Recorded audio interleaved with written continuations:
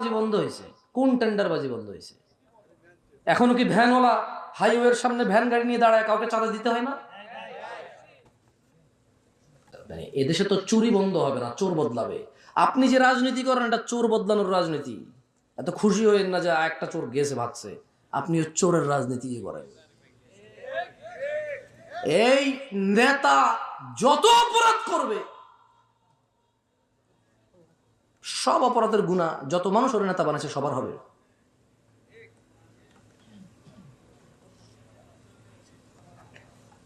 আউযু বিল্লাহি মিনাশ শাইতানির রাজিম। এগুলো আপলোড করবে না, ডিলিট করে দিবে এগুলো, ঠিক আছে? আর যে আপলোড করবা তুমি আমার কিনা ফেলো না, একজন আমার থেকে অনুমতি নাও নাই। বাংলাদেশের ল অনুযায়ী তুমি যদি আমার ভিডিও ফুটেজ সেল করো, আমার সাথে তোমার কন্ট্রাক্ট থাকতে হবে। পুরো পৃথিবীর ল এটা, তুমি বোঝো? পুরো পৃথিবীর ল, তুমি যদি আমাকে ভিডিও করে আপলোড করো, এতে যদি তুমি মনিটাইজেশন করো, আমার অনুমতি থাকতে হবে। মানে আমার সাথে তোমার কন্ট্রাক্ট হইতে হবে। আমি যদি এগ্রি করি তাহলে, আদারওয়াইজ তুমি আমাকে বিক্রি করতে পারবে না। So I am not your content, because me as আমি মাইসেলফ, আমি একজন সত্তা মানুষ। সো তুমি আমাকে বিক্রি করবা, এটা পারবা না, এটা কোনো লতে নাই।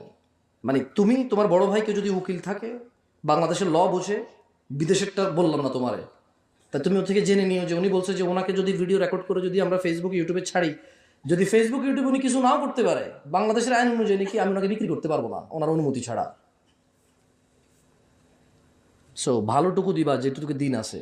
আর এখানে আসছি, জনসংখ্যা আছে রাতের বাজে 12টার পরিস্থিতিকে কেন্দ্র করে ও 3বার ওয়াচ করছে, 70 জন ওয়াজের ছেলে, সবাই চেহারা দেখছি, তারপরে এখানে কথা বলতেছি।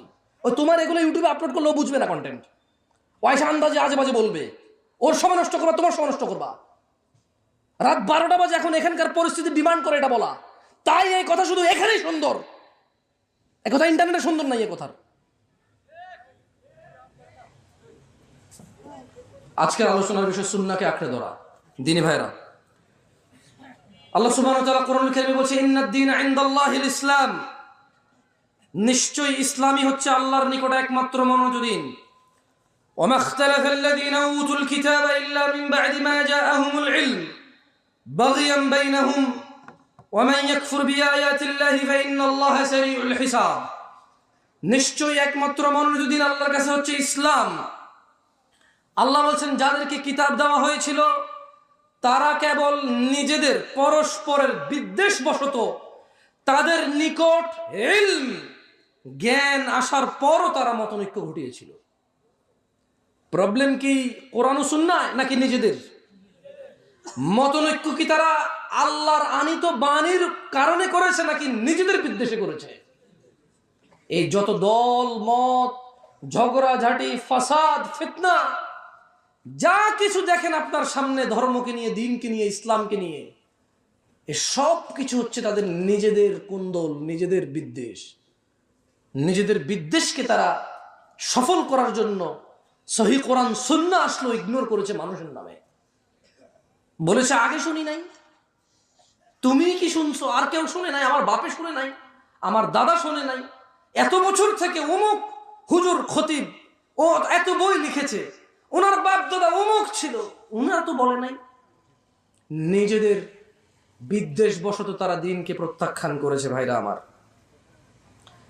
যদি কেউ সফলতা চায়, উপস্থিত আজকের জনতার মধ্যে যদি আমি সহ জান্নাতে যদি যেতে চাই, যদি চাই নিজের সুবহানাল্লাহ বলাটা আল্লাহ কবুল করুক, আলহামদুলিল্লাহ বলাটা আল্লাহ কবুল করুক, আল্লাহু আকবার বলাটা আল্লাহ কবুল করুক, সালাম দেওয়াটা আল্লাহ কবুল করুক, সালাত আদায় করাটা আল্লাহ কবুল করুক, যদি কেউ চায় তার সমস্ত ভালো কাজ আল্লাহ কবুল করুক, তাহলে তাকে সূরাতুল হাশরের এই আয়াতের কাছে ফিরে আসতেই হবে, যেখানে আল্লাহ তাআলা বলছেন, ওয়া মা আতাকুমুর রাসূল, রাসূল যা দিয়েছে, ফাখুযুহু, তোমরা তা গ্রহণ করো।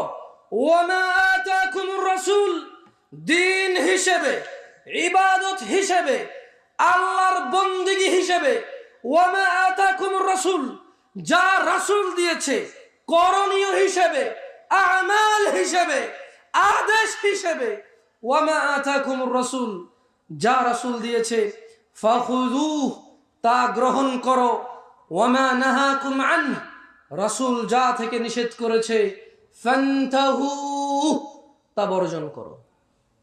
তাই কোনো ইবাদত, কোনো জিকির, কোনো আযকার, কোনো আমাল, কোনো ইবাদত, কোনো বন্দেগী, কোনো নেকি করতে হলে রাসূল দিতে হবে, ওখান থেকে নিতে হবে সাল্লাল্লাহু আলাইহি ওয়াসাল্লাম। আল্লাহ আমাদেরকে বুঝার তৌফিক দান করুন।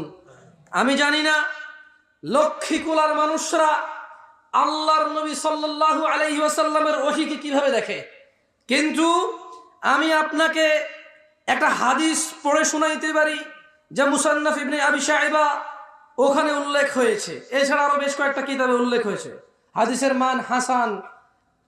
আমি আপনাকে হাদিসটা পড়ে শোনাইতে পারি। আল্লাহর রাসূলের ওহীকে আপনি কিভাবে নিছেন, কতটুকু ওহী করে গেছে, আপনি কিভাবে নিছেন আমি জানি না, তবে আমি আপনাকে সর্বোচ্চ হাদিসটুকু পড়ে শোনাইতে পারি যেটা আমি পড়েছি। দেখেন আপনার বুঝে আসে কিনা। ক্বালা রাসূলুল্লাহ সাল্লাল্লাহু আলাইহি ওয়াসাল্লাম, আব্দুল্লাহ ইবনে মাসউদ রাদিয়াল্লাহু আনহু থেকে হাদিসটা বর্ণিত।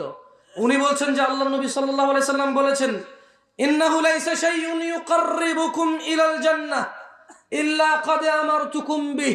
ও আমার উম্মতরা, ও আমার উম্মতরা, ইন্নাহু লাইসা শাইউন ইউকাররিবুকুম ইলাল জান্নাহ, এমন কোনো কিছু নাই, এমন কোনো ইবাদত নাই, এমন কোনো আদেশ নাই যা তোমাদেরকে জান্নাতের কাছাকাছি নিয়ে যায়, ইল্লা ক্বাদ আমারতুকুম বিহি, অথচ আমি মুস্তাফা, অথচ আমি মুহাম্মদ ইবনে আব্দুল্লাহ সাল্লাল্লাহু আলাইহি ওয়াসাল্লাম তোমাদেরকে আদেশ করিনি।